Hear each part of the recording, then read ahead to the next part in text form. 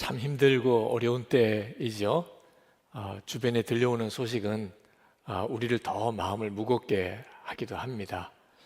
그러나 그래서 우리가 더 하나님께 귀를 기울여야 합니다.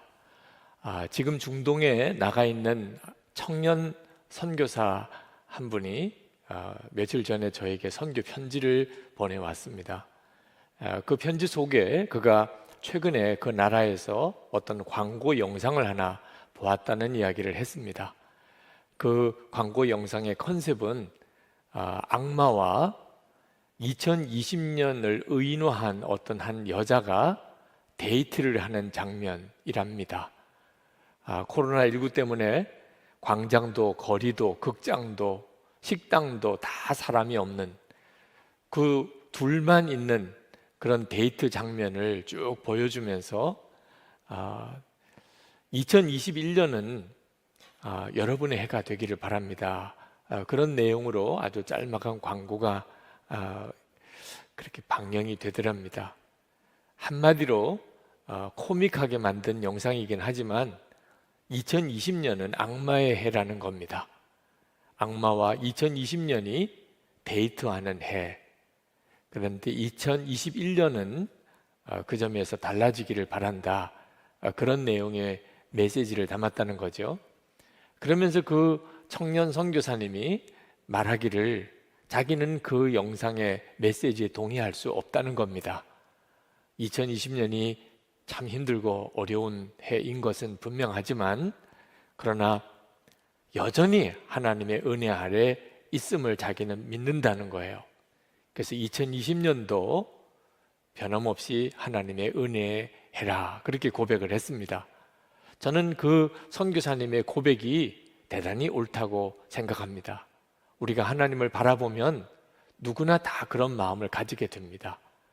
실제로 코로나19 확산세가 아주 심각해서 오늘 주일뿐만 아니고 우리 당회나 구역회도 온라인으로 해야 하고 다음 주간 성탄 주간 그 다음 주간은 송구 영신 예배가 있는 올해 마지막 주간 2021년 새해 첫 주간 다 사실 모여서 예배하기가 쉽지 않은 그런 상황에 있습니다. 아마 거리두기가 더 강화될 것이라는 예측도 있습니다. 그럼에도 불구하고 하나님은 지금은 은혜의 때다 그렇게 말씀하신다고 저는 그렇게 깨달아집니다. 사도 바울이 고린도 교회에 하신 말씀이 그 말씀이었습니다. 지금이야말로 은혜의 때고 지금이야말로 구원의 날이라 그렇게 말씀을 했습니다. 사도 바울이 이렇게 말씀하신 것은 지금 하나님과의 화해할 그런 은혜가 부어졌다는 거예요. 지금까지는 하나님과 화해하는 것은 우리에게는 불가능했습니다. 죄의 장벽이 가로막고 있었습니다. 그런데 예수님께서 우리의 죄를 지시고 십자가에 죽으시고 그리고 부활하심으로 하나님과 우리 사이에 죄의 장벽이 다 무너지는 길이 복음 안에서 활짝 열렸다는 겁니다. 이제는 하나님과 우리가 화해하여 지옥 갈 우리가 하나님의 자녀가 되었습니다. 예수님을 영접하면 유대인이나 이방인이나 누구나 다 하나님의 자녀가 되고 예수님은 그 사람 안에 거하시고 그 사람은 예수님과 동행하는 삶을 살게 되는 놀라운 은혜가 이제는 활짝 열렸다는 겁니다. 그래서 지금이야말로 은혜의 때요 지금이야말로 구원의 날이라고 그렇게 말했습니다. 고린도후서 5장에서 사도 바울은 고린도 교인들에게 여러분은 하나님과 화해하십시오 그렇게 담대하게 권했습니다. 고린도후서 6장에 들어와서 사도 바울은 1절에 하나님의 은혜를 헛되이 받지 않도록 하십시오 또 그렇게 말씀하고 있습니다. 하나님과 화해할 수 있는 이 구원의 은혜가 너무나 놀랍기 때문입니다. 이것은 사도 바울이 율법주의자들, 거짓 교사들의 미혹에 의해서 하나님과 화해의 은혜의 문이 활짝 열렸음을 듣고도 실제로 그 은혜를 누리지 못하는 고린도 교회 교인들을 향한 안타까움의 호소였습니다. 그들은 사도 바울이 거짓 사도라고 그렇게 미혹을 받았습니다. 사도 바울이 전해주는 이 복음이 거짓 복음이라는 말에 마음이 흔들렸습니다. 하나님의 은혜는 활짝 열렸는데 지금이야말로 은혜의 때요 구원의 날인데 고린도 교인들은 마음에 주저함이 생겼습니다. 그래서 하나님의 은혜를 믿지도 누리지도 못하는 너무나 안타까운 현실 속에 있었던 겁니다. 사도 바울은 고린도 교인들에게 자기가 이 복음을 전하기 위해서 얼마나 고난을 당했는지에 대해서 말씀했습니다. 환난을 당하고 궁핍, 곤경, 매맞음, 옥의 갇힘과 난동과 수고와 잠을 자지 못함과 굶주림을 겪었다는 것입니다. 사도 바울이 왜 이런 고난을 겪었습니까? 하나님과 함께 일하는 사람이기 때문이라는 겁니다. 하나님께서 사도 바울에게 유대인뿐만 아니고 모든 이방인들에게도 하나님과 화해할 수 있는 은혜가 열렸다는 사실을, 누구든지 예수님을 믿기만 하면 하나님의 자녀가 되고 주님과 동행하는 삶을 살게 된다는 것을 전하라고 강권하셨기 때문에 전도자의 길을 가게 된 거죠. 그 전도자의 삶이 그 엄청난 고난이 있는 삶이지만 사도 바울은 그 길을 꿋꿋이 갔던 겁니다. 사도 바울은 4절에 자신은 무슨 일에서나 하나님의 일꾼답게 처신합니다. 그런 고백을 했습니다. 어떤 고난을 당하든지 끝까지 순결과 지식과 인내와 친절과 성령의 감화와 거짓없는 사랑과 진리의 말씀과 하나님의 능력으로 사명을 감당했다는 겁니다. 영광을 받거나 수치를 당하거나 비난을 받거나 칭찬을 받거나 상관없이 한결같이 의로운 삶을 살았다는 것입니다. 이유는 하나입니다. 복음 전하는데 자기 자신이 걸림돌 되기 싫었기 때문입니다. 그는 정말 하나님과 함께 일하는 자로서 이 하나님의 은혜, 말할 수 없는 구원의 복음 전하는 일에만 전심을 다했고, 그랬던 사도 바울과 하나님은 함께 해주셔서 놀라운 간증이 있게 하셨습니다. 우리가 너무나 잘 아는 고린도서 6장 8절부터 10절의 고백이 여기서 나오는 겁니다. 우리는 속이는 사람 같으나 진실하고, 이름 없는 사람 같으나 유명하고, 죽는 사람 같으나 보십시오 살아 있습니다. 징벌을 받는 사람 같으나 죽임을 당하는 데까지는 이르지 않고, 근심하는 사람 같으나 항상 기뻐하고, 가난한 사람 같으나 많은 사람을 부유하게 하고, 아무것도 가지지 않은 사람 같으나 모든 것을 가진 사람입니다. 사도 바울은 자기가 복음 전하는 일을 위하여 이렇게 고난 당하는 일, 그리고 그 가운데 하나님이 주셨던 놀라운 은혜에 대하여 이 간증을 하는 것은 고린도 교인들이 복음을 듣고도 누리지 못하는 게 너무 안타까웠기 때문입니다. 복음을 듣지 못하는 사람이 많은 것도 안타깝습니다.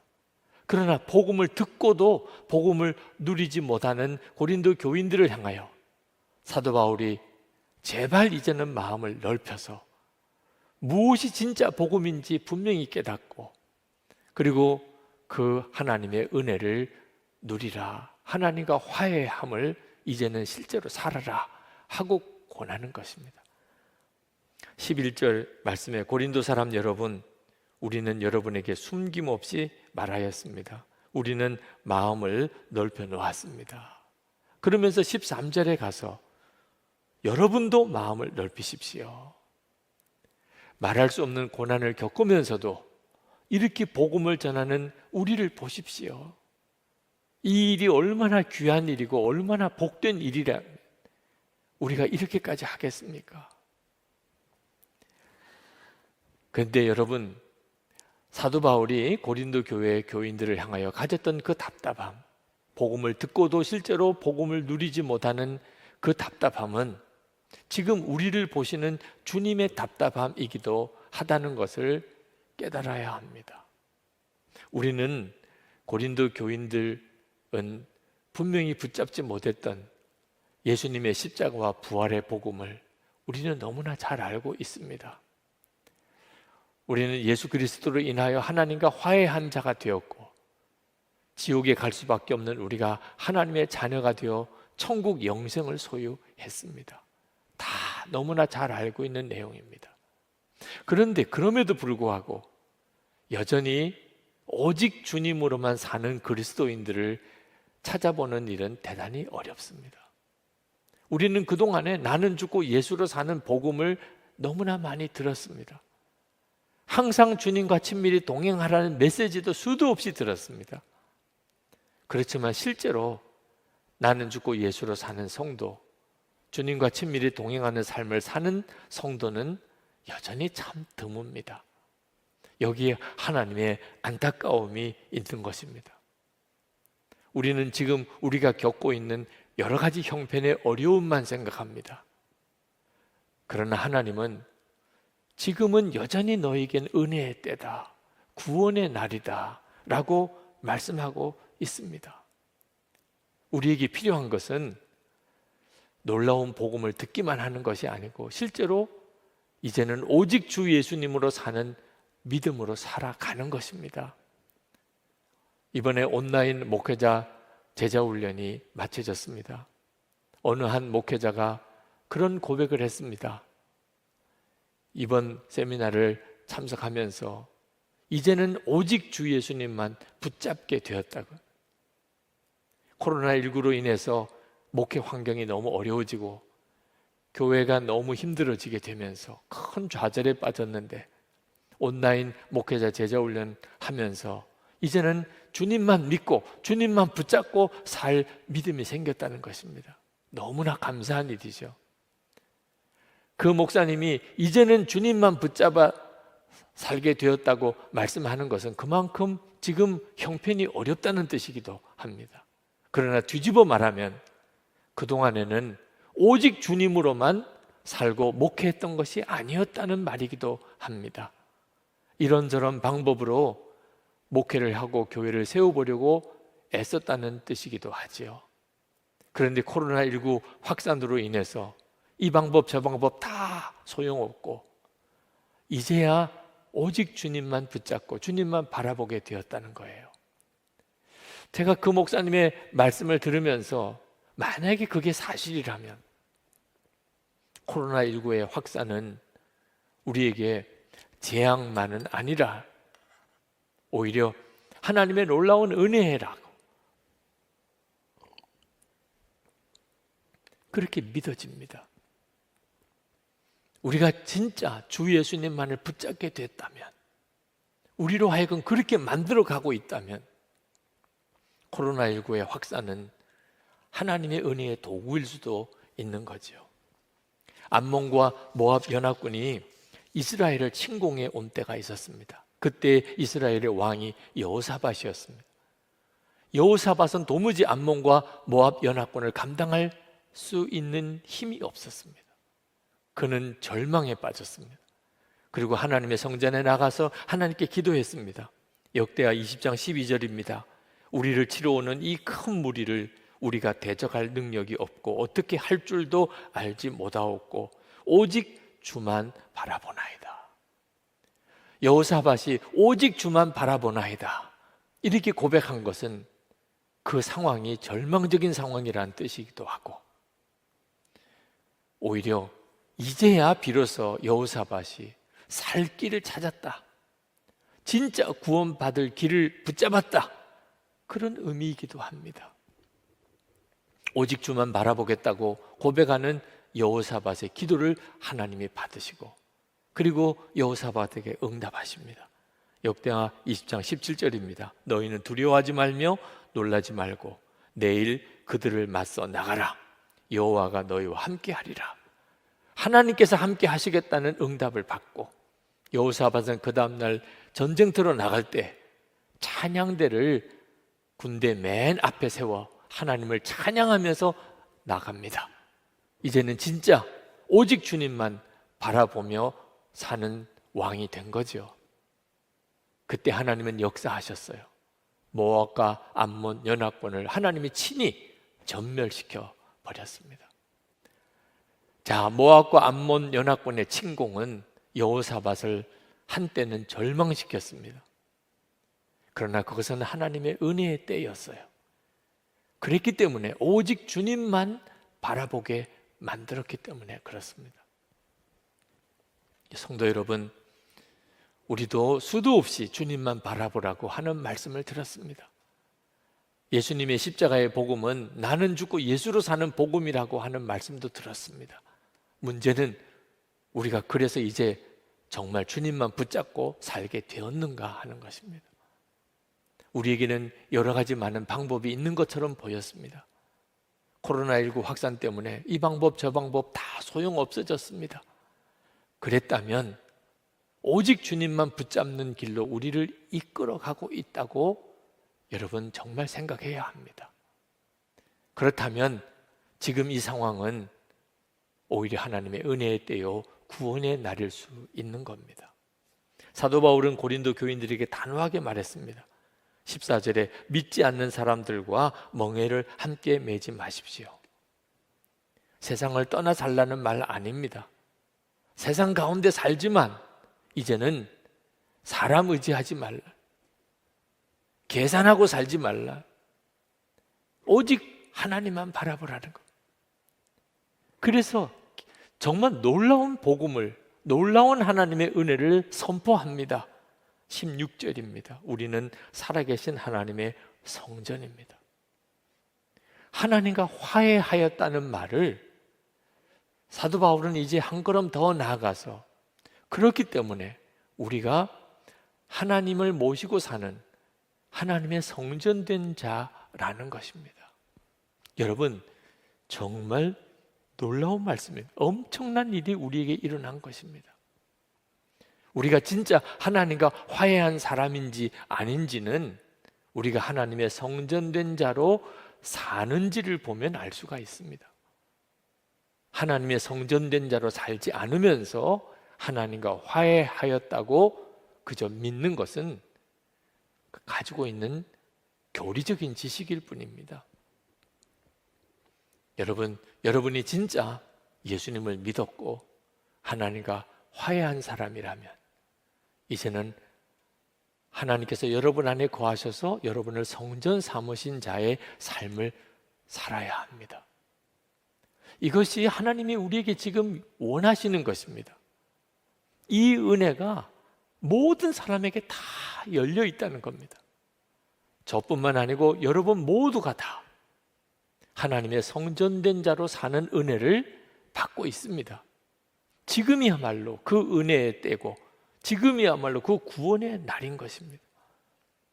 우리를 성전 삼으시려고 하시는 것은 하나님의 창조 계획입니다.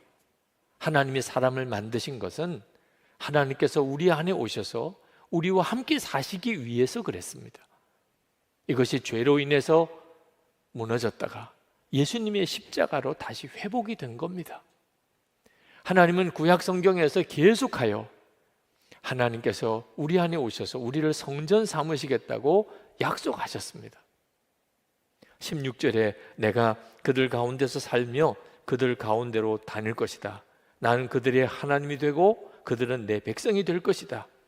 레위기 26장 12절 말씀입니다. 17절에 그러므로 너희는 그들 가운데서 나오너라. 그들과 떨어져라. 부정한 것을 만지지 말아라. 나 주가 말한다. 그리하면 내가 너희를 영접할 것이다. 이사야 52장 11절 말씀입니다. 18절에 그리하여 나는 너희의 아버지가 되고 너희는 내 자녀가 될 것이다. 나 전능한 주가 말한다. 사무엘하 7장 14절의 예언의 말씀입니다. 이 말씀이 예수 그리스도 안에서 우리 모두에게 다 이루어졌습니다. 우리가 예수를 믿고 살게 되면서 우리는 이제 하나님의 성전된 자로 사는 것입니다. 지금이야말로 은혜의 때요. 지금이야말로 구원의 날입니다. 오늘 코로나19 확산으로 인해서 말할 수 없이 두려운 일들이 많이 있는 이때에 우리가 하나님을 바라보면 하나님께서 우리에게 들려주시는 메시지입니다. 하나님의 성전이라면, 그래서 하나님이 정말 우리 안에 거하신다면 아무리 어려운 일이 있다 한들 그것이 우리를 무너뜨릴 수 있겠습니까? 주님이 우리 안에 계신데 무엇이 두렵고 무엇이 염려가 되겠습니까? 코로나19로 인해서 사람들을 만날 수가 없다면 오히려 우리 안에 거하시는 주님과 더 깊이 교제하고 하나 될 수 있는 놀라운 기회가 아니겠습니까? 우리가 하나님의 성전된 것을 분명하게 확인해 볼 수 있는 그런 은혜의 때가 아니겠느냐 말입니다. 은혜는 어려울 때 드러나는 겁니다. 시험이 오고 고난이 닥칠 때, 그때 진짜 은혜가 나타나는 것입니다. 여러분, 욥은 말할 수 없는 고난을 겪었습니다. 이해할 수 없는 고난이었습니다. 그것이 어떻게 욥에게 은혜라고 말할 수 있겠습니까? 그러나 그래서 우리는 욥기라는 성경을 가지게 되었습니다. 고난을 겪는 수많은 성도들이 욥기를 읽으면서 그 고난의 때를 견뎌나갈 힘을 얻었습니다.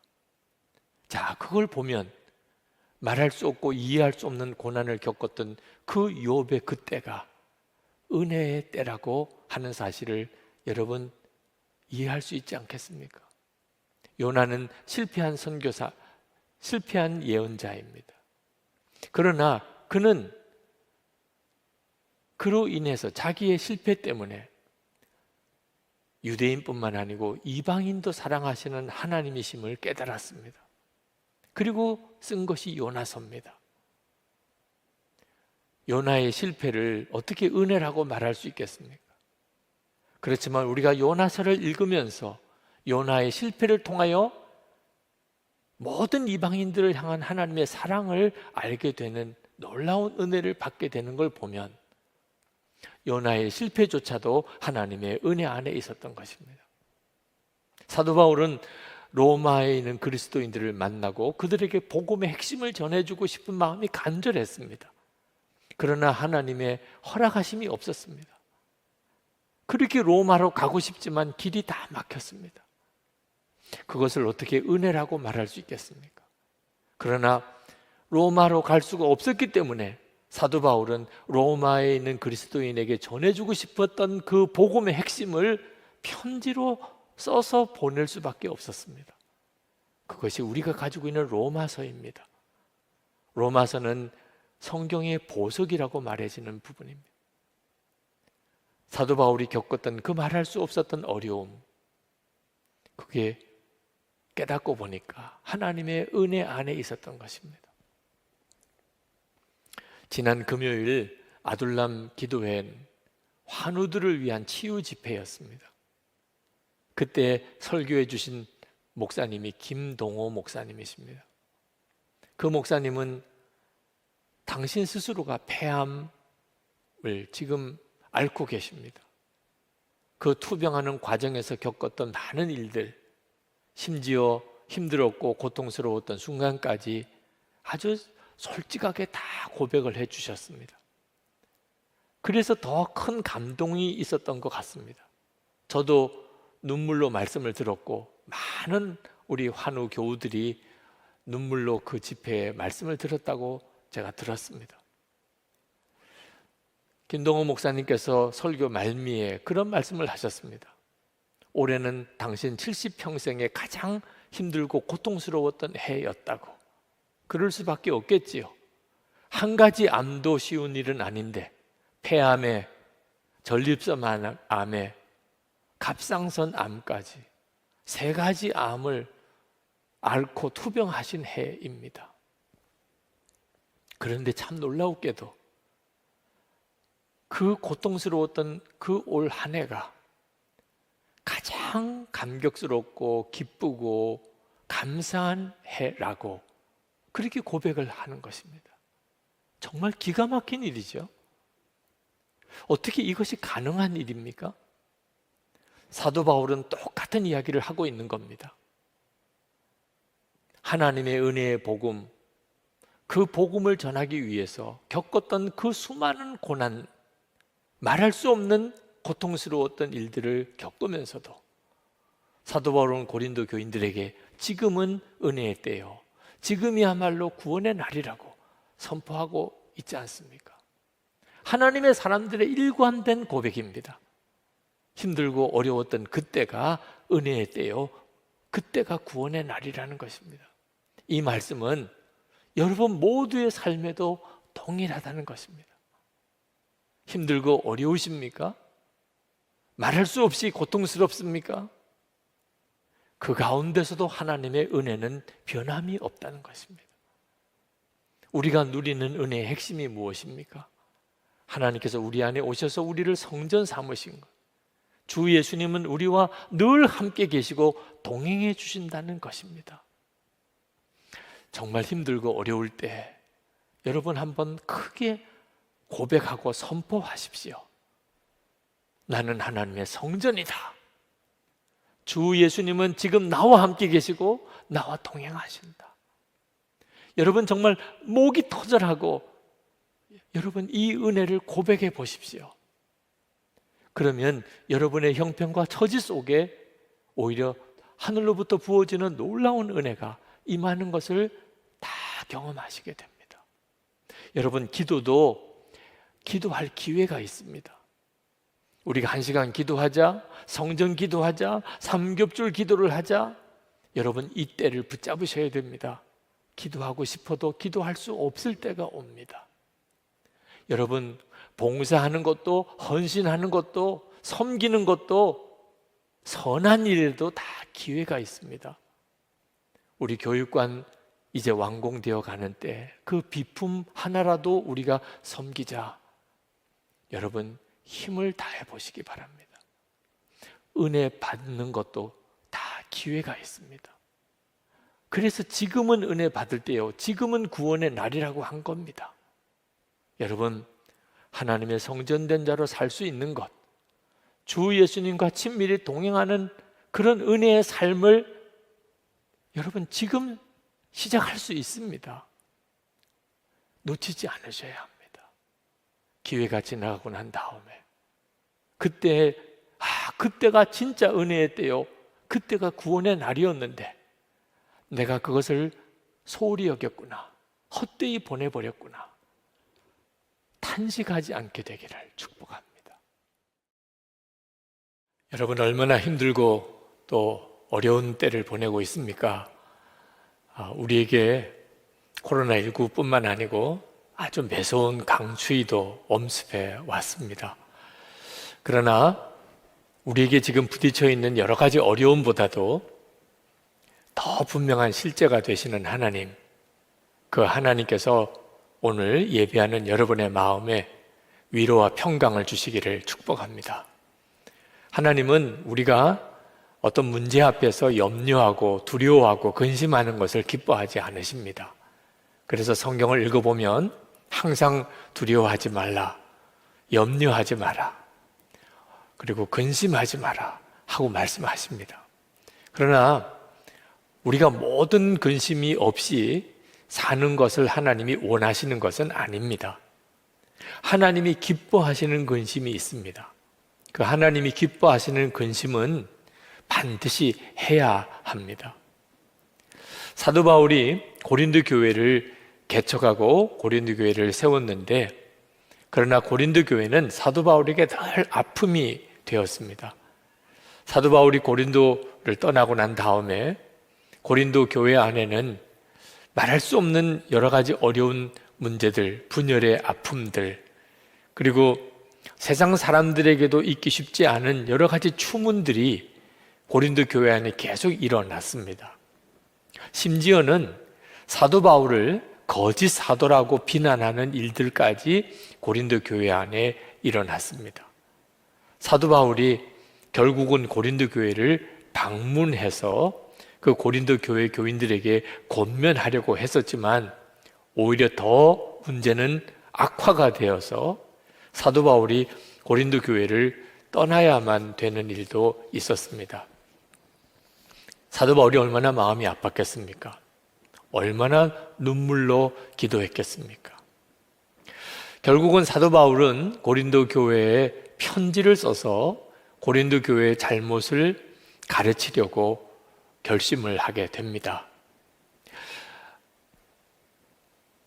물론 사도 바울이 자존심을 상했기 때문에, 또는 너무 화가 나서 고린도 교회의 잘못을 지적하고 정죄하기 위해서 편지를 쓴 것은 아닙니다. 사도 바울의 마음에는 고린도 교회의 교인을 향한 뜨거운 사랑이 있었습니다. 정말 고린도 교회 교인들이 바른 믿음으로 돌아오게 되기를 바라는 마음으로 편지를 쓴 겁니다. 우리도 교회에서 여러 가지 어려운 시험을 겪게 되고 또 문제가 있는 교인들을 만나게도 됩니다.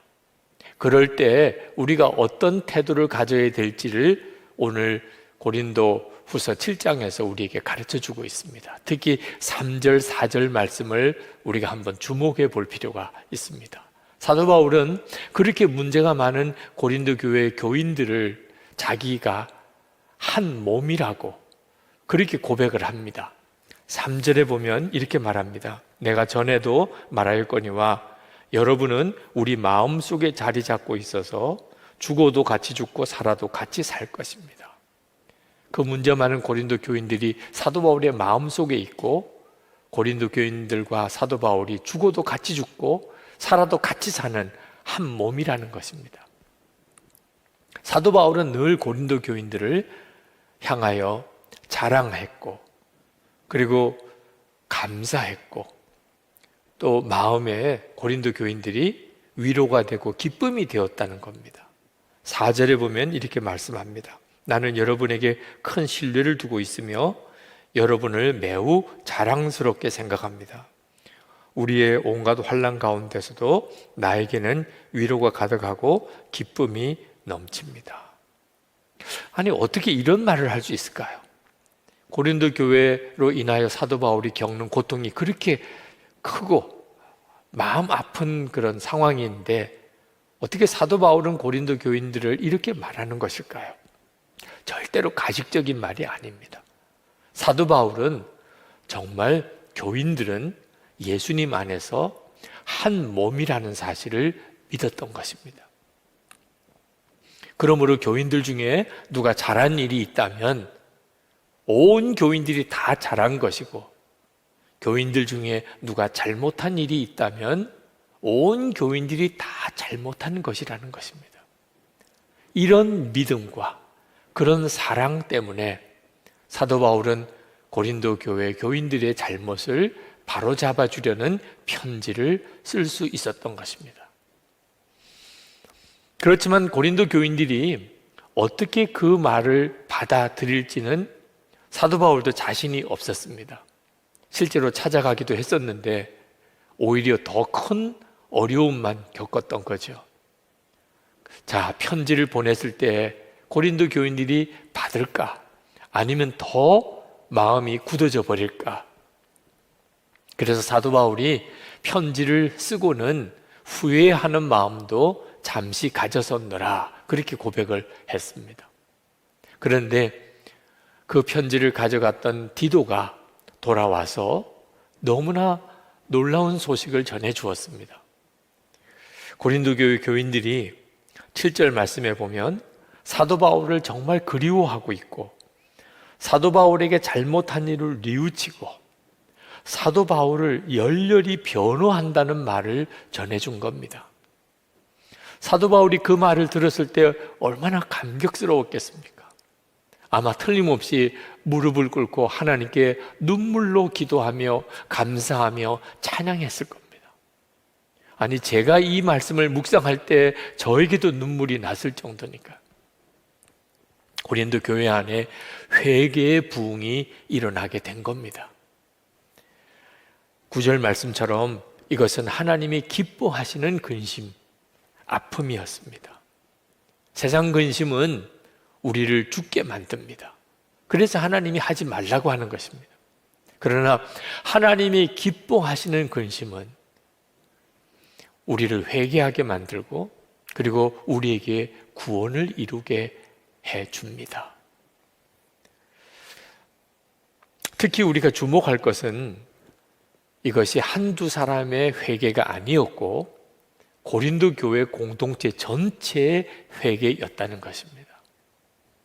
도대체 부흥이 일어나면 어떤 일이 일어나는 것일까?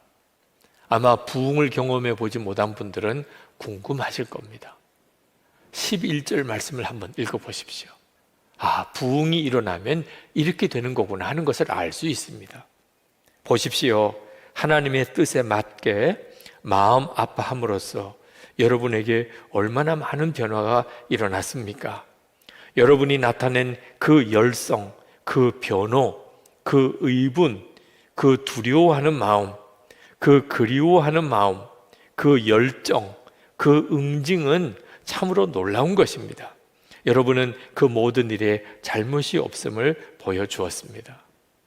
우리 가운데 부흥이 일어나면 전에는 전혀 경험해 보지 못한, 우리가 보지도 듣지도 못했던 열성과 변호하는 마음, 의분, 두려워하는 마음, 그리워하는 마음, 열정, 그 응징이 뜨겁게 일어나게 됩니다.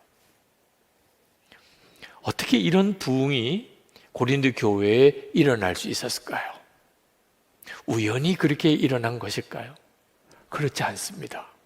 사도 바울의 믿음과 사도 바울의 기도, 그리고 사도 바울의 감사가 있었기 때문에 고린도 교회에 이런 회개의 부흥이 일어나게 된 겁니다. 14절 말씀은 우리가 정말 유의해서 한번 읽어볼 구절입니다. 내가 여러분을 두고 디도에게 자랑한 일이 있었는데 여러분이 나를 부끄럽게 하지 않았습니다. 우리가 여러분에게 모든 것을 진실하게 말한 것과 같이 우리가 여러분을 두고 디도에게 말한 자랑도 진실한 것으로 드러났기 때문입니다.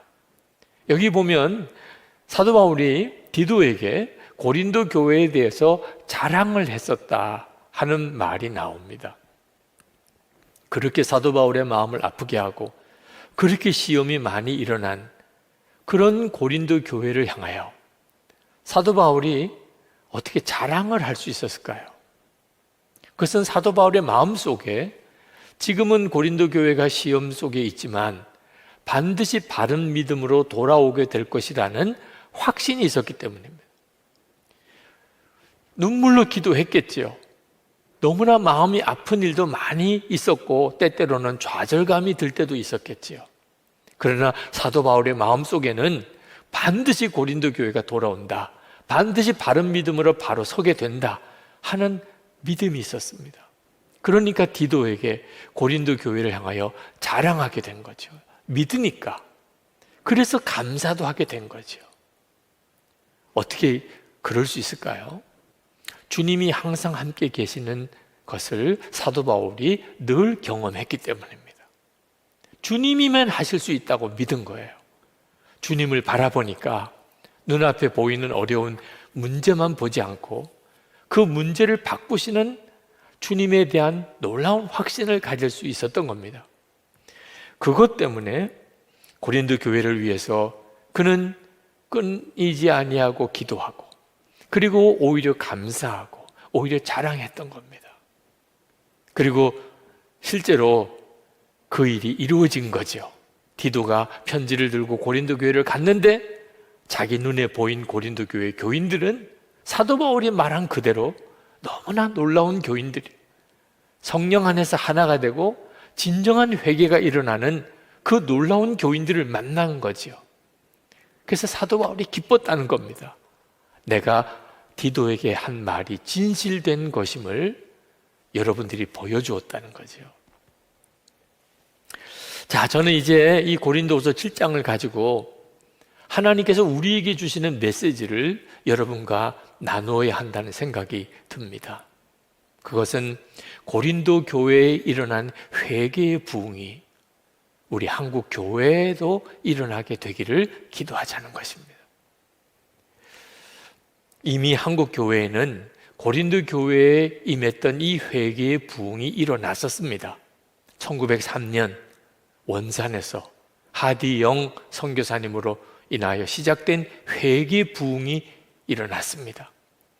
그리고 1907년 평양 장대현 교회에서 길선주 장로님의 회개로 인하여 시작된 대부흥이 한국 교회에 일어났고 한국교회가 그로 인해서 살았고 우리나라와 민족이 살아났습니다.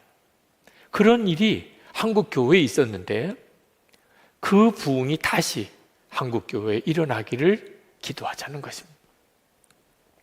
저는 반드시 그 일이 일어날 것을 믿습니다. 왜냐하면 주님께서 계속해서 그 마음을 부어주시기 때문입니다. 한국교회를 위해서 기도하면 하나님은 계속해서 이 땅에 새 부흥이 일어나기를 기도할 마음을 계속 주십니다. 코로나19를 위해서 전 세계 열방을 위해서 기도할 때 하나님이 이 코로나19 때문에 전 세계에 교회의 새로운 갱신이, 영적 대각성이 일어나게 될 것에 대한 기도를 시키십니다. 그 말은 하나님이 그런 계획을 가지고 계시다는 증거가 아니겠습니까?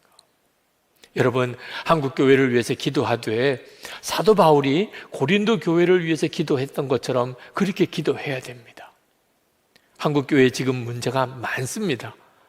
지금도 계속해서 문제가 일어나고 있습니다.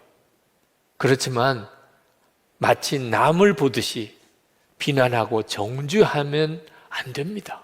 사도 바울처럼 한 몸이라, 한국교회의 문제가 곧 내 문제라, 그런 마음을 가지고 진심으로 사랑하면서 한국교회를 위해서 기도해야 합니다. 그러면 반드시 하나님께서 한국교회를 새롭게 하십니다. 한국교회를 정결하게 하는 회개의 부흥의 역사가 일어나게 됩니다. 모든 교회, 모든 성도들이 주님의 임재를 분명하게 깨닫게 되는, 저는 그것이 진정한 부흥이라고 믿습니다. 주님이 함께 계시는 것이 믿어지게 될 때 모든 게 달라지게 됩니다. 이런 일이 우리가 기도하는 가족들에게 일어나고 우리가 기도하는 이웃들에게 일어나게 되기를 우리가 정말 기도해야 되고 또 하나님은 그 일을 이루시게 될 것이라고 믿습니다. 한국교회에 정말 회개의 부흥이 일어나게 될까요? 저는 확신합니다. 왜냐하면 우리 안에 이미 회개의 부흥의 불씨가 있기 때문에 그렇습니다. 저에게도 여러분에게도 이미 한국교회 전체를 뜨겁게 불태울 수 있는, 정말 불이 임하는 그런 부흥의 불씨가 우리에게 있습니다. 성령이 근심입니다. 에베소서 4장 30절, 하나님의 성령을 근심하게 하지 마라. 그 안에서 너희가 구원의 날까지 인치심을 받았느니라. 여러분은 성령의 근심을 느끼지 않으십니까? 이렇게 살면 안 되는데, 더 이상 이런 일은 내가 이제는 그쳐야 하는데, 이제는 진짜 돌이켜야 될 때인데, 여러분은 여러분의 마음속에서 성령께서 계속해서 근심하시는 일을 경험하고 있지 않습니까? 다 경험하실 겁니다. 여러분이 정말 예수님을 믿은, 구원받은 사람이라면 성령의 근심이 없는 사람은 없을 겁니다. 이 성령의 근심이 한국교회 회개 부흥의 불씨인 것입니다. 저에게도 그 불씨가 있고 여러분 안에도 그 불씨가 있습니다. 문제는 우리가 성령의 근심을 얼마나 마음 아픈 그런 고통으로 느끼느냐, 아니면 무시하고 사느냐 하는 것이 문제입니다. 제가 군목 훈련을 받다가 다리가 부러지는 중상을 입고 그리고 회심을 체험했을 때입니다. 그때 제 안에 아주 통렬한 회개가 임했습니다. 그것은 제가 실제로 하나님을 믿지 않고 있다 하는 것에 대한 깨달음이었습니다. 저는 그 전에도 이미 그런 상태였습니다. 겉으로는 사람들이 칭찬하는 그런 목사인지 모르지만 제 마음속에는 하나님을 정말 믿지 못하는 불신이 있었습니다. 그러나 그전에는 그것 때문에 그렇게 애통한 적이 없었습니다. 그런데 그날 저는 완전히 다른 사람처럼 제가 하나님을 진짜 믿고 있지 않았던 것에 대해서 말할 수 없는 애통함을 가지게 되었습니다. 그리고 밤을 새면서 울었습니다. 그것이 저에게 임한 부흥이지요. 성령께서 역사하시면 누구나 다 자기 안에 있던 죄에 대한 말할 수 없는 애통함을 느끼게 됩니다. 성령의 근심이 견딜 수 없는 마음 아픈 고통이 되는 거죠. 저는 그 이후로 정말 모든 것이 달라졌다고 해도 과언이 아닙니다. 그리고 수시로 그런 걷잡을 수 없는 애통함을 경험하고 또 경험해 왔습니다. 며칠 전에 정인 사건 때문에 정말 가슴이 찢어지는 것 같은 그런 애통하는 눈물의 회개도 했었습니다. 여러분, 이 일은 저에게만 경험되는 게 아닙니다. 예수 믿는 모든 성도들이 다 경험하는 일입니다. 문제는 우리 자신의 문제로만 애통하지 말고 우리 모두가 다 함께, 한국교회가 다 함께 이런 회개의 역사로 하나님 앞에 나아갈 수 있어야 한다는 것입니다. 이것이 지금 우리에게 필요한 것입니다. 예수 동행 운동을 하는 것도 그 까닭입니다. 감리교 온앤원 집회를 섬기는 일도 그 까닭입니다. 지금 우리에게 필요한 것은 한 사람 한 사람에게 있는 회개도 필요하지만 교회 공동체 전체가 회개하는 고린도 교회에 일어났던 이 회개의 부흥이 우리에게 일어나야 하는 것입니다. 지금 현재 우리는 코로나19로 인해서 많은 어려움을 겪고 있지만 우리의 진정한 문제는 코로나19가 아닙니다. 우리 속에 있는 욕심, 탐심, 이기심, 거짓, 교만, 음란함, 그리고 서로 분쟁하고 다투는 마음이 코로나19보다 훨씬 무서운 죄입니다. 문제는 그것을 깨닫느냐 하는 것입니다. 예수 믿는 우리들에게는 그런 죄보다도 더 무섭고 심각한 죄가 있습니다. 그것은 사랑이 없는 죄입니다. 우리가 마지막 주님 앞에 섰을 때 내게는 사랑이 없다. 여러분, 이런 판정을 받는다고 생각하시면 이게 정말 얼마나 무서운 일인지 모릅니다. 성령께서 계속 우리에게 깨우쳐 주시고 있는 것입니다.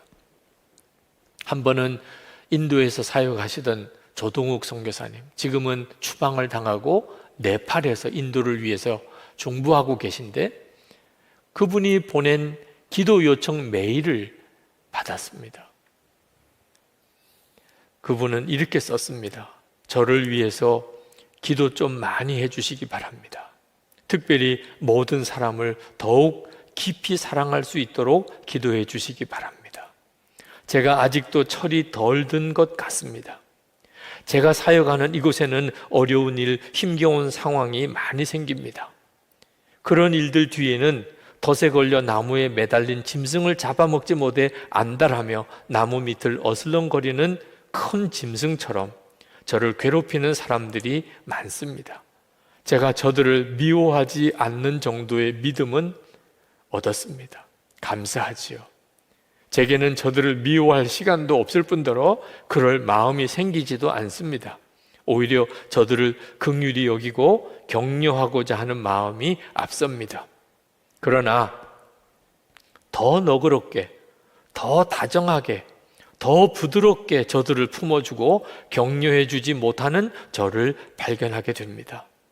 저를 더욱 안타깝게 하는 것은 저들의 나를 향한 이유 없이 미워하는 마음에 감동을 안겨 저들이 미움의 줄을 스스로 풀어놓을 정도로 나의 사랑이 큰 위력을 가지지 못하다는 사실이 안타까울 뿐입니다.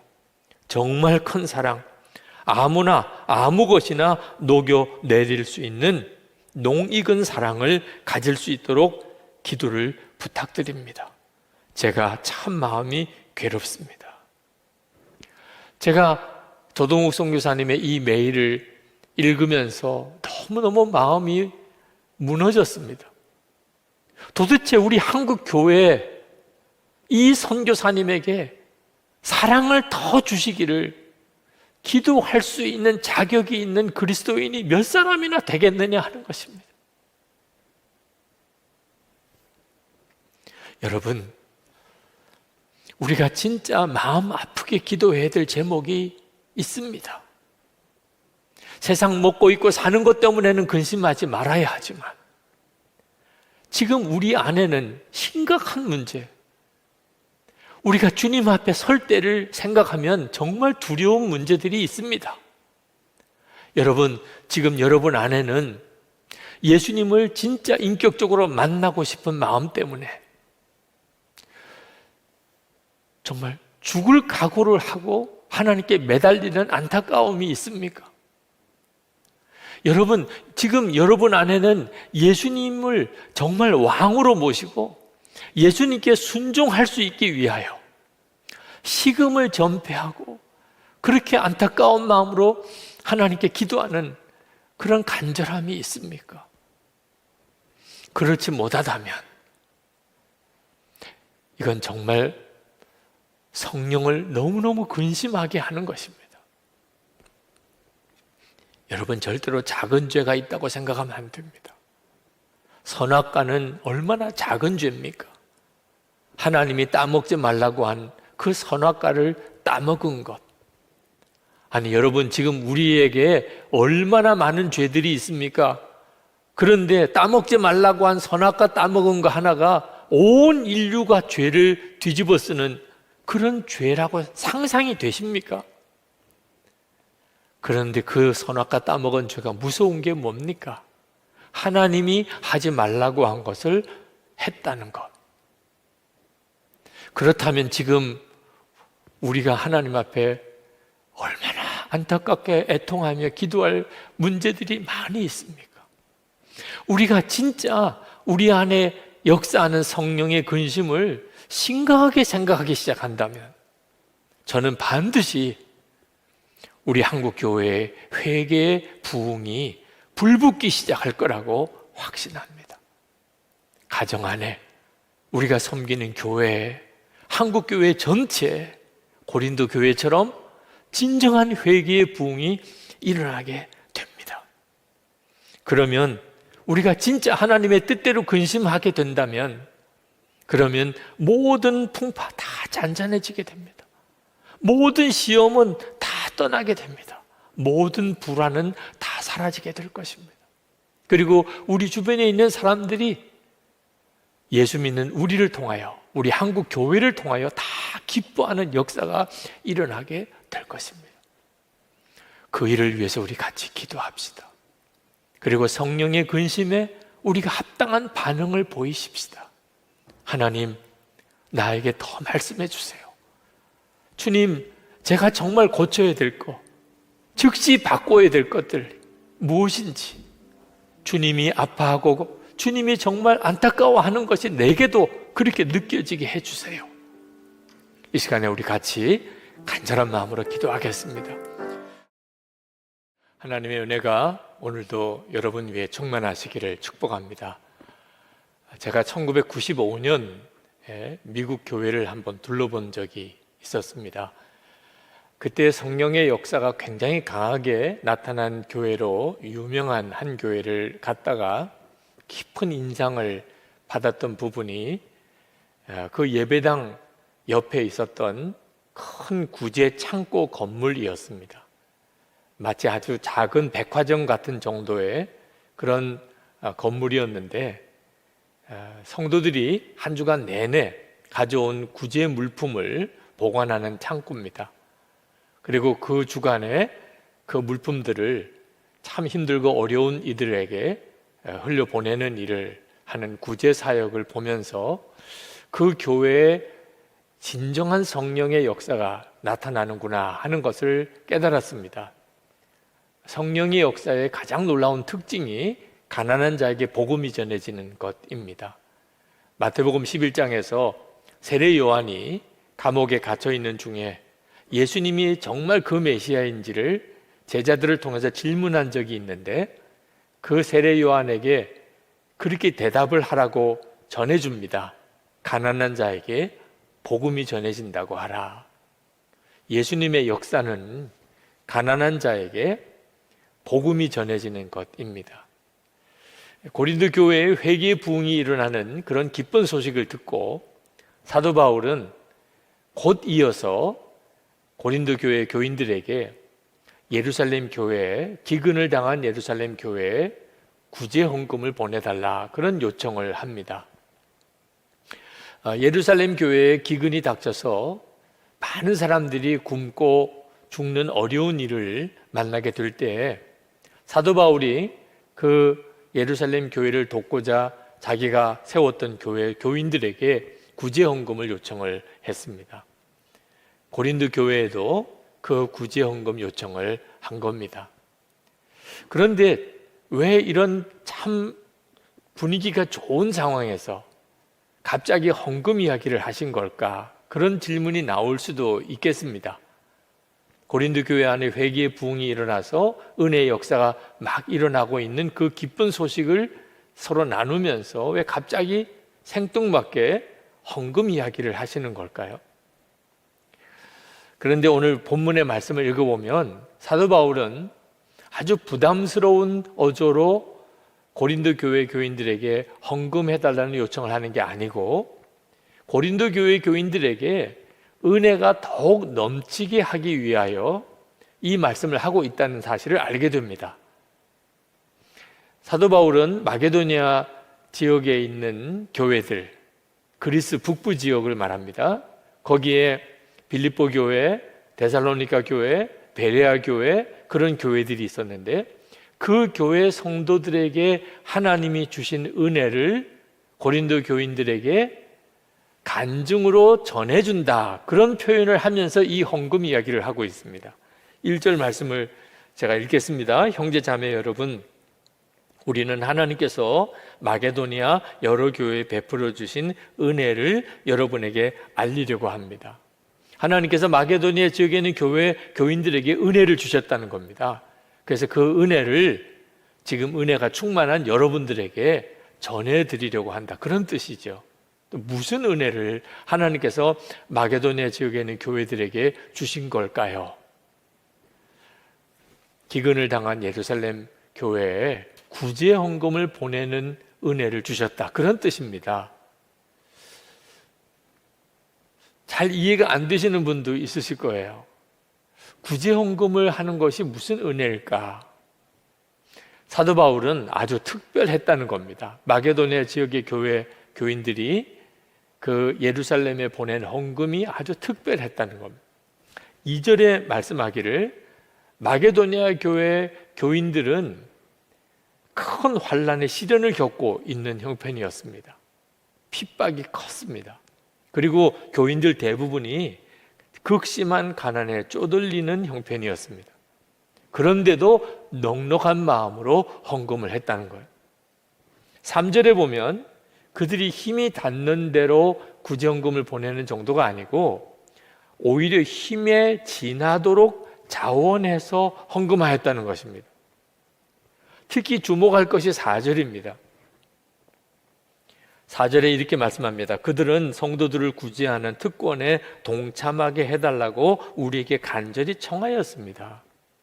아마 이 말씀을 보니까 사도 바울이 예루살렘 교회를 돕는 일은 해야 하지만 마게도니아 지역에 있는 성도들에게는 그 부담을 지우지 않으려고 했던 것 같습니다. 왜냐하면 극심한 환난도 있고 또 너무나 가난한 교인들이었기 때문에 그랬던 것 같습니다. 그런데 마게도니아 지역에 있는 교인들이 사도 바울에게 구제하는 특권에 동참하게 해달라고 간절히 부탁을 했다는 것입니다. 사도 바울은 그 말이 대단히 마음에 인상적이었고 또 너무 감동적이었던 것 같습니다. 그래서 고린도 교인들에게 그 이야기를 전해주는 겁니다. 이것이 바로 마게도니아 지역의 교인들에게 하나님이 베풀어 주신 은혜였습니다. 여러분들 중에는 구제하는 특권이라는 말이 잘 이해가 안 되는 분도 있으실 겁니다. 특권이라는 것은 남이 가지지 못하는 어떤 것을 가지게 되는 것, 남이 누리지 못하는 어떤 것을 누리게 되는 것을 말하는 거잖아요. 근데 구제하는 것이 무슨 특권이 됩니까? 사도 바울은 이 일을 통하여 마게도니아 교인들이 하나님의 특별한 은혜를 받았구나, 하는 사실을 깨달았다는 거죠. 실제로 마게도냐 교인들 안에 하나님이 말할 수 없는 은혜를 주시지 않았다면 이런 일이 일어날 수 없다는 것입니다. 환난도 당하고 있죠. 극심한 가난 중에 있지요. 그런데 지금 남의 형편 돌아볼 처지가 되겠습니까? 상식적으로 말하면 말이 안 되는 거죠. 그런데도 힘에 지나도록 구제헌금을 보내고 헌금하지 않아도 된다고 해도 구제하는 특권에 동참하게 해달라고까지 말하는 것은 그 마게도냐 교인들 안에 특별한 은혜의 역사가 일어났기 때문에 그게 가능한 일이잖아요. 5절에 이렇게 말씀합니다. 그들은 우리가 기대한 이상으로 하나님의 뜻을 따라서 먼저 자신들을 주님께 바치고 우리에게 바쳤습니다. 그러니까 마게도냐 교인들은 그저 돈을 헌금한 게 아니고 자기 자신을 바쳤다는 겁니다. 그들이 진짜 하나님을 만났고 하나님의 사랑을 알았고 예수 그리스도와 동행하는 사람이 아니라면 일어날 수 없는 일들이 이 구제헌금을 통하여 그들 가운데 일어나고 있었다는 거죠. 여기서 우리는 은혜가 꼭 특별한 것을 받아야만 은혜가 아니라는 걸 알게 됩니다. 주는 것도 은혜라는 거죠. 은혜라는 것은 받을 자격이 없는 사람이 엄청난 사랑을 받는 경우를 은혜를 받았다, 그렇게 말합니다. 그 은혜의 핵심은 십자가입니다. 지옥에 갈 수밖에 없는 우리를 구원하려고 하나님께서 독생자를 보내주셔서 그를 대신 죽게 하신 이것이 은혜의 핵심인 거죠. 그런데 이런 은혜를 정말 받은 사람, 그런 은혜를 실제로 누리는 사람은 자기도 다른 사람을 위해서 무조건적인 사랑을 베푸는 사람이 됩니다. 무조건적인 사랑을 베푸는 것이 바로 은혜가 되는 거죠. 그가 은혜 받은 사람이라는 분명한 증거이기 때문에 그렇습니다. 저는 실제로 이 말씀대로 마게도냐 교회 교인들처럼 그렇게 헌금하는 일이 기쁘고 축복이라는 사실을 경험한 분들을 많이 만났었습니다.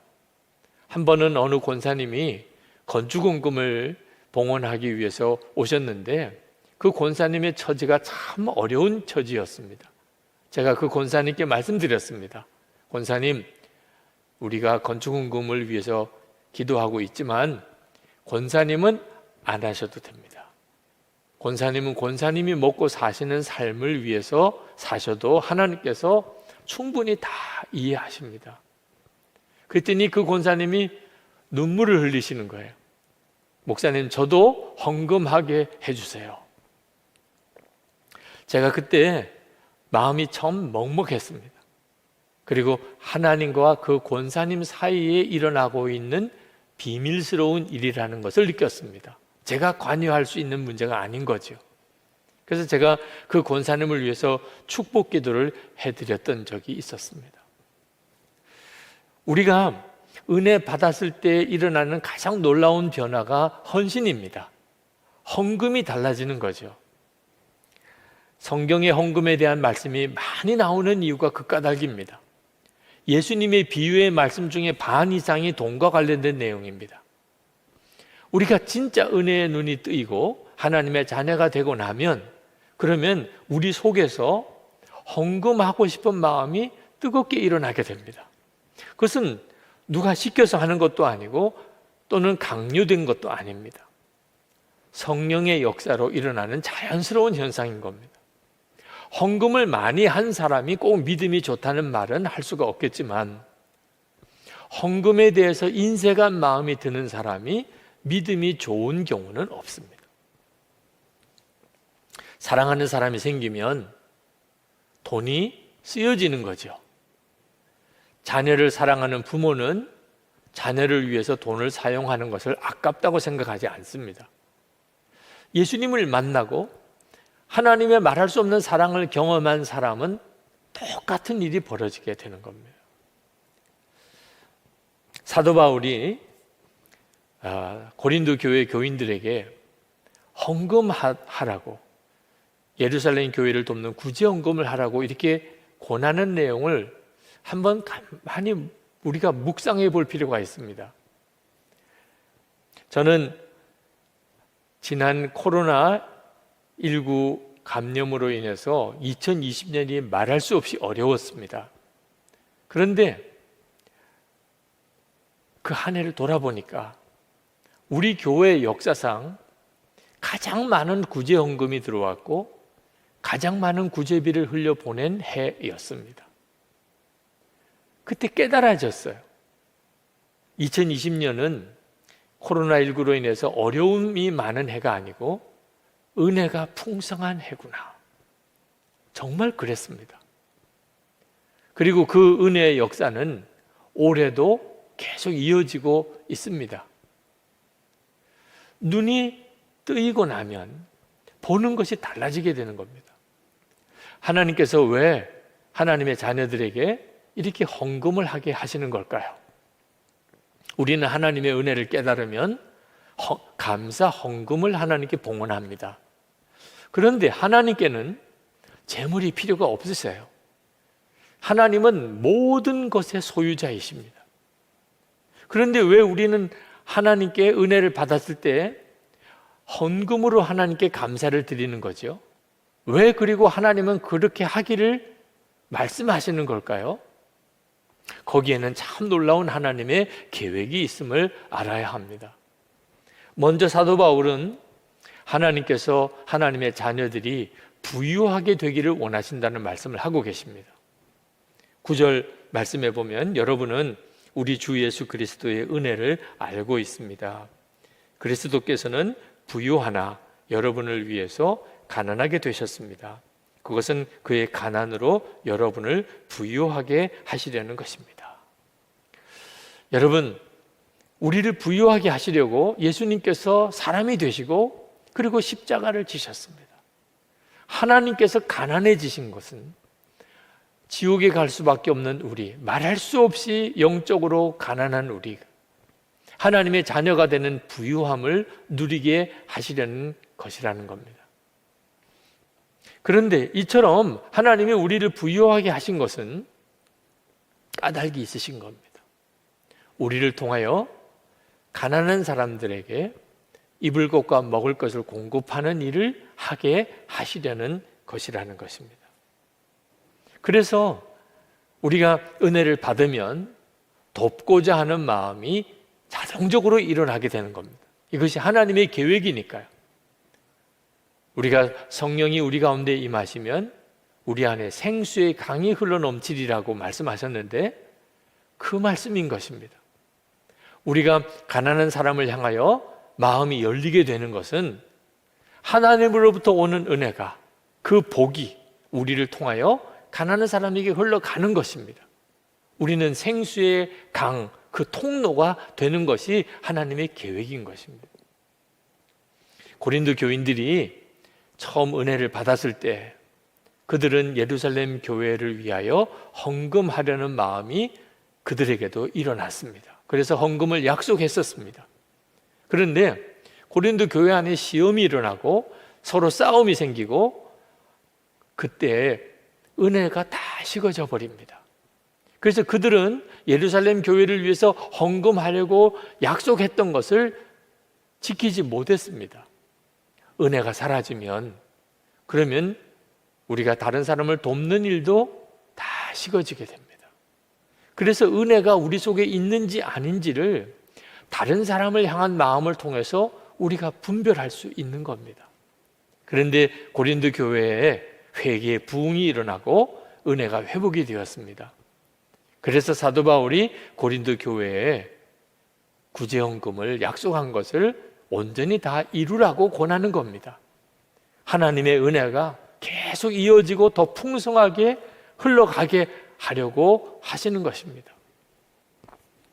11절 말씀입니다. 그러므로 이제는 그 일을 완성하십시오. 여러분이 자원에서 시작할 때 보여준 그 열성에 어울리게 여러분이 가지고 있는 것으로 그 일을 마무리 지어야 합니다. 여러분, 하나님께서 우리 하나님의 자녀들을 부유하게 하시는 것은 가난한 자를 구제하기 위함이라는 사실을 잊으시면 안 됩니다. 하나님은 지금 전 세계 모든 사람들을 다 보고 계십니다. 그들 중에는 밥을 먹지 못해서 굶주리는 이들이 있습니다. 굶주린 채로 잠에 든 이들도 있고 노숙하는 이들도 있고 심지어 굶주려서 죽어가는 이들도, 어린아이들도 하나님은 다 보고 계십니다. 우리도 뉴스를 통해서 보고 우리 주변에 그런 사람들을 보지요. 그때 하나님께서도 그들을 보고 계시다는 사실을 잊으시면 안 됩니다.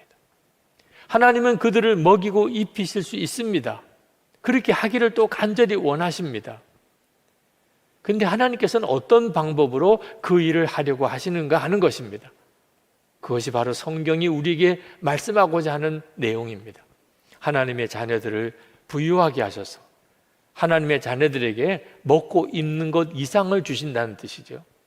그리고 그것을 가지고 가난한 이들 먹이고 입히는 일을 하게 하신다는 겁니다.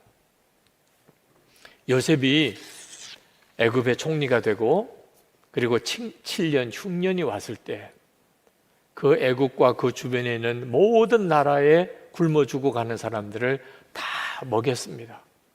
이것이 바로 하나님께서 성도들을 통하여 하시려는 놀라운 일입니다. 이것이 우리를 향한 하나님의 계획인 것입니다. 여러분, 진정 부유한 자는 세상 기준으로 생각하면 안 됩니다. 많이 가진 사람이 아닙니다. 많이 도운 사람이 하나님이 인정하시는 진정 부유한 자입니다. 그래서 사도 바울은 자기 자신을 설명할 때 이렇게 말했습니다. 고린도후서 6장 10절에 가난한 사람 같으나 많은 사람을 부유하게 하고, 가진 것 없는 거 보면 가난한데 가만히 보면 많은 사람을 부유하게 만드는 사람이라는 거예요. 삭개오가 예수님을 만나고 은혜를 받았습니다. 하나님의 사랑을 받았습니다. 그리고 삭개오가 무엇이 달라졌죠? 가난한 자에게 자기 재산을 나누어 준 겁니다. 누가복음 19장 8절에 삭개오가 서서 주께 여짜오되 주여 보시옵소서, 내 소유의 절반을 가난한 자들에게 주겠사오며 만일 네 것을 토색한 일이 있으면 4배나 갚겠나이다. 은혜 받은 사람은 다 이런 마음이 된다는 겁니다. 그러므로 여러분 자신이 지금 얼마나 많은 사람을 먹이고 있는지, 얼마나 많은 사람에게 베풀고 사는지를 한번 점검하셔야 합니다. 이것은 하나님과 여러분 사이의 관계를 그대로 보여주는 겁니다. 여러분이 얼마나 놀라운 은혜를 받고 사는지를 말해주는 표징입니다. 여러분 마음속에 인색한 마음이 드는 것을 두렵게 생각해야 됩니다. 우리는 수시로 인색한 마음이 듭니다. 그때마다 이것은 하나님과의 관계에 위기가 왔다는 뜻이고, 그리고 우리에게 말할 수 없이 두려운 일이 생겼다는 것을 우리가 깨달아야 됩니다. 그래서 인색한 마음을 마음에 품으면 안 됩니다. 오히려 그때마다 더 베풀기를 힘써야 합니다. 저에게는 참 부끄러운 기억이 있습니다. 제가 젊은 목사였을 때 한 번은 지방교육자 회의가 어느 한 작은 교회에서 열렸습니다.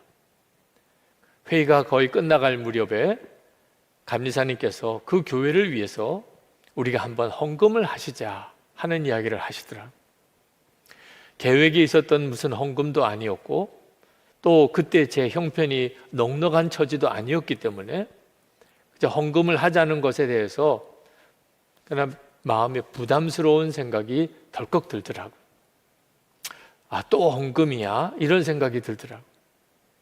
그래서 제가 주머니에 있는 가장 작은 지폐 1,000원짜리 한 장을 손에 이렇게 움켜쥐었습니다. 헌금을 안 할 수는 없지요. 또 그 교회를 위해서 헌금하자는 것은 명분상으로는 참 귀한 일이기도 하지요.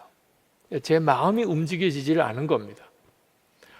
찬송가를 부르고 헌금 바구니가 이렇게 쭉 돌아오는데 저에게까지 이렇게 다가오는 헌금 바구니를 보면서 그 헌금 바구니에 제 주먹을 이렇게 넣고 그리고 돈을 넣으면 그냥 헌금이 된 거죠. 그렇게 하고 있는데 갑자기 제 마음속에 이것은 하나님께 드리는 것이다, 그런 생각이 드는 겁니다. 숨이 막히는 것 같았어요. 아마 제가 어떤 사람에게 그렇게 1,000원 한 장을 주면 그는 아마 거린 취급을 받는다고 느꼈을지 모르겠어요. 제가 하나님을 그렇게 대우하고 있다는 거죠. 그것이 제 속에 있었던 은혜의 실상이었습니다. 왜 나에게 풍성한 은혜가 없을까? 그렇게 하나님께 목사로서 은혜가 풍성한 목사가 되기를 그렇게 기도하면서도 왜 내게는 그런 은혜가 없을까라고 생각했는데 내가 그렇게 하나님께 반응하고 있더라고요. 얼마나 두려웠는지. 그래서 급히 제가 가지고 있는 그때 모든 것을 다 헌금했었습니다. 그 이후에 저는 어떤 시간에 어떤 형태의 헌금 시간이든지 그것은 하나님께 드리는 것이라고 하는 마음을 가지고 헌금을 하게 되었습니다. 여러분, 우리는 사람인 까닭에 수시로 인색한 마음에 사로잡힙니다. 그러나 그것이 얼마나 무서운가를 알아야 합니다. 나는 줄 게 없어요. 나는 나 자신도 너무 부족해요. 라고 말하는 이들도 있을 겁니다. 아마 그런 분들도 많으실 거예요. 근데 다시 한번 생각해 보아야 됩니다. 하나님은 분명히 말씀하시기를 하나님은 하나님의 자녀를 부유하게 하신다고 하셨습니다. 이 부유하게 하신다는 말은 하나님의 자녀가 되었다는 것 자체를 말하는 것입니다. 그리고 분명히 주님은 약속하시기를 우리 가운데 성령이 오시면 생수의 강이 흘러 넘칠 거라고 하셨습니다. 그런데 왜 우리는 줄 게 없다고, 나도 부족하다고 그렇게 말을 하게 되는 걸까요? 뭔가 영적으로 우리가 제대로 깨닫고 순종하지 못하는 게 있다는 것입니다. 우리가 하나님의 자녀라는 것을 정말 믿으면 그 말은 무슨 뜻이냐 하면 나는 주는 사람이라는 뜻입니다. 주님은 분명히 말씀하시기를 우리가 받았기 때문에 주는 게 아니고 주기 때문에 받을 것이라고 말씀하셨습니다.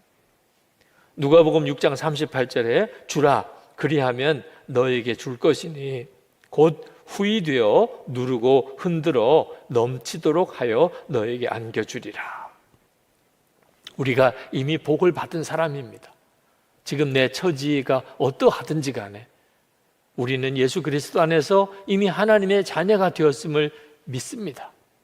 그렇다면 우리는 어떤 형편에서든지 주는 자지요. 우리가 이 사실을 진짜 믿고 순종하면 하나님께서 반드시 우리를 통하여 더 많은 것으로 흘려보낼 수 있게 만드신다는 것입니다. 여러분, 굳이 기회를 놓치지 마시기 바랍니다. 그것이 특권이라고 여겨져야 됩니다. 군 입대하는 청년들이 다 마음이 힘들어합니다. 국방의 의무, 당연히 우리 국민은 져야 되는 일이긴 하지만 그것이 특권이라는 사실을 아직도 깨닫지 못하기 때문에 그렇습니다. 여러분, 국방의 의무는 힘든 일이긴 하지만 특권입니다. 외국인들은 군에 입대하고 싶어도 허락받지 못합니다. 대한민국 국민이니까 국방의 의무를 감당할 수 있는 겁니다. 부부 사이에도 의무가 있습니다. 남편과 아내는 서로의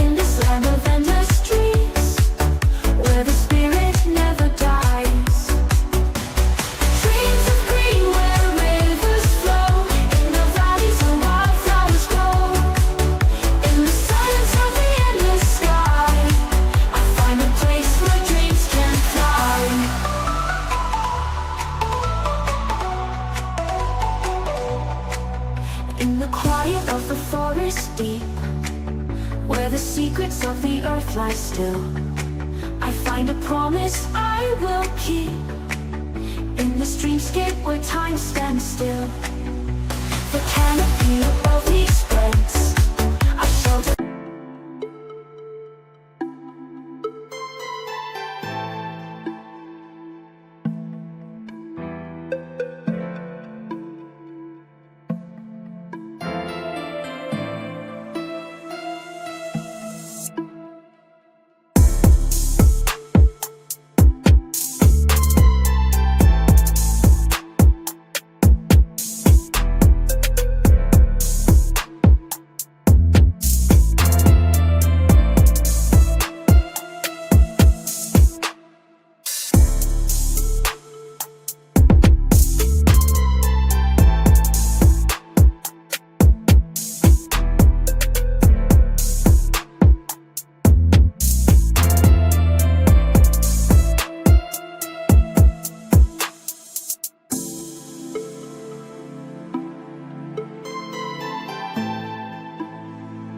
의무를 다해야 합니다. 그러나 그것은 의무인 동시에 특권입니다. 부부이기 때문에만 의무를 감당할 수 있는 겁니다. 부부가 아닌 사람이 부부로서의 의무를 감당하면 그건 불륜인 거죠. 하나님의 자녀도 마찬가지입니다. 하나님의 자녀에게는 하나님을 기쁘시게 하는 일을 해야 하는 의무가 있습니다. 그러나 사실은 그것은 동시에 특권입니다. 하나님의 자녀가 되는 일, 하나님의 자녀답게 사는 것, 이건 말할 수 없는 특권입니다. 그래서 구제가 특권인 것입니다. 우리가 형편과 처지를 뛰어넘어서 구제하는 일을 기쁘게 여길 때, 잠언 11장 25절에 구제를 좋아하는 자는 풍족하여질 것이요 남을 윤택하게 하는 자는 자기도 윤택하여지리라. 구제를 좋아하는 것, 이것은 하나님의 자녀만이 누릴 수 있는 일입니다. 그때 사람들은 뭐라고 말을 하지요? 야, 저 하나님 아버지를 닮은 사람 좀 봐. 하나님 아버지를 닮은 사람인 것입니다. 하나님께서 그렇게 구제를 좋아하시는, 우리가 구원받은 것이죠. 이보다도 더 놀라운 특권이 어디 있습니까? 하나님 아버지를 닮은 사람. 이것이 마게도냐 교인들이 깨달은 것입니다. 그래서 그들은 자신들의 형편이 어려웠지만 구제하는 특권을 자기들에게서 뺏어가지 말도록 사도 바울에게 요청했던 것입니다. 그리고 고린도 교회 교인들에게 그 은혜의 간증을 사도 바울은 전해주었던 것입니다. 우리들에게도 마찬가지입니다. 지금 이때가 참 힘들고 어려운 때고, 우리 주변에는 우리 자신뿐만 아니고 어려운 이들이 굉장히 많이 생기고 있는 때입니다. 그때 구제가 특권인 것을 정말 믿고 하나님의 자녀로서 사는 성도들 되시기를 축복합니다. 하나님의 놀라운 계획을 잃어버리지 않게 되기를 축복합니다.